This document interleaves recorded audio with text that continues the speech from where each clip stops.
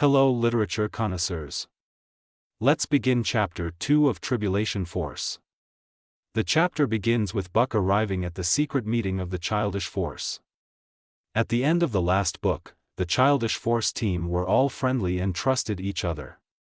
That's why they were willing to work together as a team against Nikolai Carpathia the Antichrist. Suddenly and without explanation we learn here that the Childish Force does not trust each other. Buck complains that when Rayford greets him he does not know how to take it. This is an odd reversal after Buck was so impressed by the authority, whatever that means, that Rayford showed. This is a major flaw of the writers that the characters suddenly and without warning begin to behave differently than how they were previously. It is as if they expect that everyone can read their minds and know exactly what is going on. One could argue that this is some form of foreshadowing, however that would be a very poor example. Foreshadowing is usually a means to drop hints or clues about what is to come. An example would be to say a character will fall off a cliff. The foreshadowing might be that the character has recurring dreams about himself falling off a cliff or someone sends him a veiled secret warning about it. But to have the character suddenly fall off the bridge without warning and then have him fall off another bridge later is not foreshadowing. It is making him accident-prone to falling off bridges. Chloe gives him the cold shoulder for some unknown reason. Buck rationalizes that it must be due to her age and that they are both new to their religion. Buck then considers himself to be an intellectual and the smartest man in the world. He then wonders why he never learned about religion earlier. Buck feels guilty for listening into the conversation earlier and remarks that it's strange he feels bad when he had never felt that way before. This is another common Christian trope that you can't be moral without their religion. Even though there are numerous people that are very moral without their belief in God. As typical snake oil salesmen, they need to convince you that you need their placebo by any means necessary. That you cannot live a good, happy life without their religion. Rayford notices the change in behaviors of Chloe and Buck, but he is more concerned about the change he sees in Bruce's behavior. His smile vanishes and he has trouble composing himself. So much for the religion providing comfort and peace. It's like it's all bullshit, folks, it's all bullshit.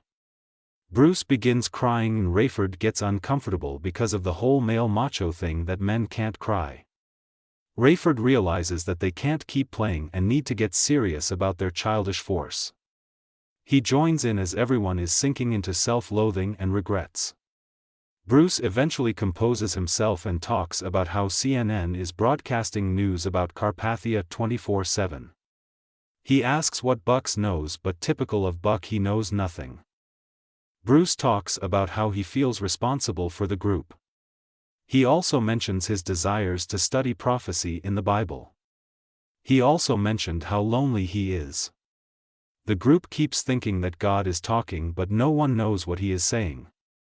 Funny that God can't just talk in a no-nonsense way but leaves it up to the imagination.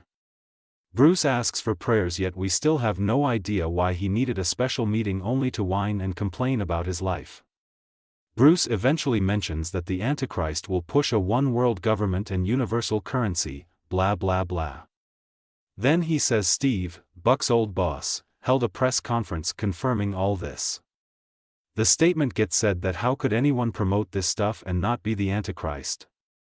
Because the whole Antichrist thing is only in the Bible as a boogeyman to scare people into believing the religion. What would be so wrong in someone wanting to unite everyone to stop fighting and better mankind? Supposedly Jesus is supposed to do that during his 1,000-year reign.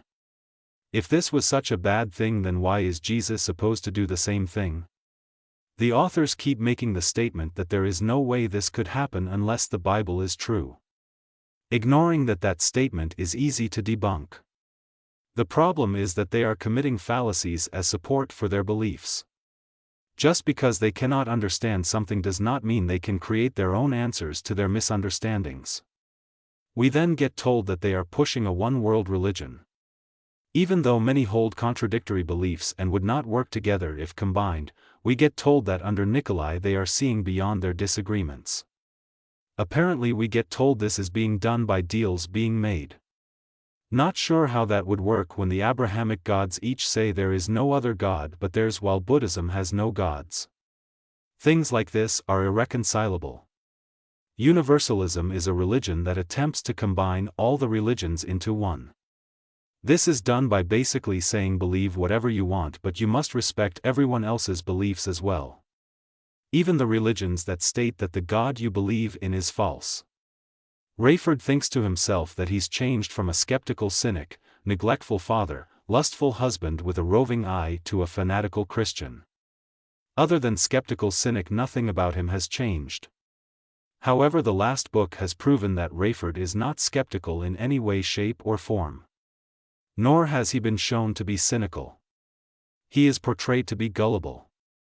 An honest description of Rayford is gullible, egotistical, neglectful father, and lustful husband who calls himself a Christian. He is still a neglectful father that only cares about his daughter after she converts because her conversion boosts his ego. He is a lustful husband, but we are only told about his imaginary affair with Hattie, so not sure a roving eye really describes him, since a roving eye means multiple partners. Rayford asks in a weird way why Bruce is triggered, and Bruce responds by saying that he doesn't know. So why this emergency meeting? Bruce may need a psychiatric evaluation to help with these sudden mood swings that make him seem bipolar. This could be a side effect of the deep depression he suffers from with the loss of his family. Bruce confirms that his paranoia is from reading the Bible. What he reads is making him sink into despair. He eventually gets around to saying that he heard on the news that Nikolai is ready to have the peace treaty with Israel signed. He states that once the treaty is signed, the 7-year tribulation will officially begin. It should be noted that the Bible never says this. The tribulation is 7 years and the peace treaty is 7 years, so Christian apologists combine them. When it comes to prophecy, there is so much ambiguity that you can interpret it any way that you want. So with the Bible, truth isn't what is true but how you interpret something you want to be true, even if it contradicts the actual truth. Bruce then states that he is going to start teaching a Bible class every night for 2 hours on Bible prophecy. Buck and Rayford object because their work schedules will have them traveling, so they cannot attend every single night. Bruce then resorts to more emotional manipulation to try and force them to come every chance they get.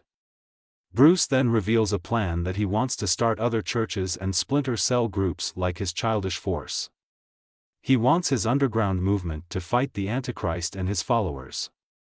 So he wants to start secret groups to try and overthrow the government and law enforcement. Does Christianity really seem peaceful? Jesus was supposed to be, but his followers are anything but. This reveals the bloodthirstiness of the authors. It's hard to think of Christianity as being a bunch of martyrs when they preemptively come out as the aggressors. Bruce then states that once the tribulation begins there will be 18 months of peace. Even though the Bible never states this, then the authors do some foreshadowing here. Bruce says that after 18 months one member of the group will die. Remember that there are 4 people in the room, and Revelation states that 1/4 of the population will die. This is poorly written by the authors, because assuming that the Bible is correct and 1/4 will die, that does not mean that only one of the 4 in that room will die. Assuming that the world's population in the book to be 4 billion people, and if 1/4 or 1 billion people die, that can include all 4 members of this team and not only one person, unless the entire world population is 4 people. Bruce says that he wants to build an underground shelter to survive the tribulation. Chloe mentions that she wants to go back to college and Bruce tells her not to go. He says the nightly teachings are all she needs, because his interpretation of a book proven wrong over and over again are more important than learning true factual lessons. Insert eye roll here. The meeting ends here, and rather than just ending the chapter here, the authors continue with an awkward scene between Chloe and Buck, proving why this is childish force by them acting juvenile. Buck questions if he should date Chloe because even though he is in love he knows the world is ending. What about eternity in the supposed heaven they preach about? Why not get a little bit of happiness while they are alive and watch it bloom in the heaven they believe in? Are the authors admitting that heaven is not real as well as their religion? The scenes start rapidly switching back and forth between Buck and Rayford with Chloe. Rayford and Chloe discuss Buck as Rayford interrogates Chloe about her feelings. Chloe spends this time whining that Buck no longer seems interested in her because of the awkward scene they just had. Rayford tries to play matchmaker for some unknown reason even though he mistrusts Buck at the beginning of the chapter. This switch makes no sense. Scene changes to Buck as he arrives home and checks his messages. Nothing of interest other than Steve calling and telling him Nikolai wants to talk to him. Buck has mixed feelings about this. Scene changes back to Rayford as he watches the news and they predict a poor outcome over Nikolai's latest plans for a one-world currency and one-world religion. Things get even more childish as Chloe whines again about Buck. Rayford continues to try and get them together by offering his 2 cents, but Chloe can't see past the end of her nose. She whines about why he's not interested in her. Perhaps if she did not act like a 5-year-old, then Buck might find her adult enough to talk to. Eating a cookie with schmutz all over her face is not attractive. Then the scene changes back to Buck as he reads the Bible. He focuses on the New Testament and seems amazed by the character of Jesus. This shows how unprofessional Buck is because he instantly believes the stories made up about Jesus instead of being an actual reporter and investigating the leads. The Jesus myth is an amalgamation of numerous other characters that have been plagiarized in the Bible.